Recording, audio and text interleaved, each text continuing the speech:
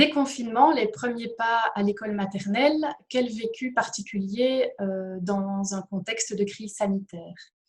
Alors, il n'y a pas une seule réponse à cette question, il n'y a que des cas particuliers, j'ai envie de dire. Face à une crise comme on la connaît tous, finalement, chacun a un vécu qui lui est propre. Et puis, il faut penser à tous les enfants. Il y a des enfants qui ont continué à fréquenter la crèche pendant le confinement, des enfants qui sont restés à la maison, des enfants qui auraient dû faire leur première rentrée ici en mars, avril, mai. Certains vont pouvoir la postposer en septembre et puis d'autres vont devoir rentrer de toute façon maintenant. Alors on sait aussi que chaque école a son organisation propre et va devoir composer finalement avec ses moyens. En tout cas, une chose est sûre, il faut rappeler que pour tout enfant, habituellement, l'entrée à l'école, c'est vraiment un bouleversement. Parce qu'à 2 ans et demi, 3 ans, quand l'enfant est encore en pleine construction identitaire, l'entrée à l'école, ça constitue vraiment une perte de repères spatiaux, temporels et même relationnels, bien sûr. Et donc, ce qui se passe, c'est que du cocon familial ou du cocon de la crèche, l'enfant va vraiment arriver dans de grands espaces avec plein de nouvelles têtes, beaucoup de bruit, de la cohue, des nouvelles règles à assimiler. Il va être projeté vraiment dans un collectif, alors que jusque-là, il avait un rapport à l'adulte un peu plus personnalisé, plus individuel. Et puis, il passe du statut de grand à la crèche, au statut de petit à l'école. Il passe du statut d'enfant au statut d'élève. Il va passer aussi de pratiques de soins et de maternage à des pratiques centrées sur les apprentissages. Heureusement, depuis plusieurs années, beaucoup d'écoles réfléchissent à des dispositifs transitionnels en collaboration avec les familles et les milieux d'accueil d'ailleurs pour aider l'enfant à faire ce grand pas.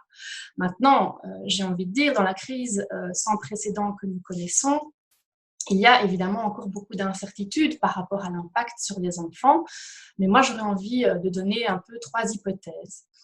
Le premier point important pour moi, c'est que tout le monde vit dans un contexte assez anxiogène là maintenant et les enfants n'y échappent pas, c'est sûr. Ils sentent beaucoup les choses, même s'ils ne comprennent pas, mais ils sentent quelque chose comme le monde social est dangereux, le monde extérieur est dangereux. Ils entendent dans les médias les choses, les parents, les inquiétudes de leur entourage. Ils ont des injonctions aussi, reste à distance, non pas de bisous, si un copain passe dans la rue par exemple.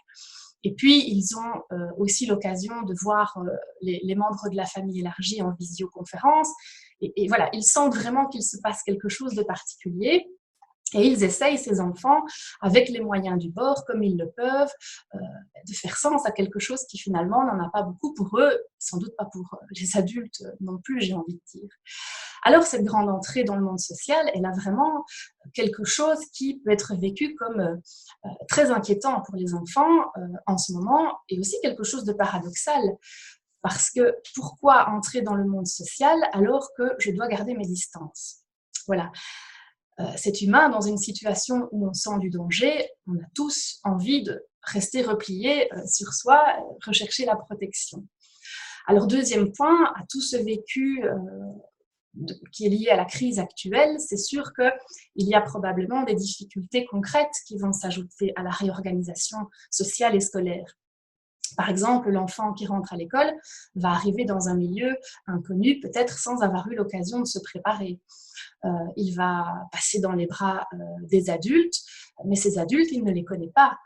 Et ce ne sera peut-être pas l'institutrice de la classe d'accueil le premier jour quand il va arriver.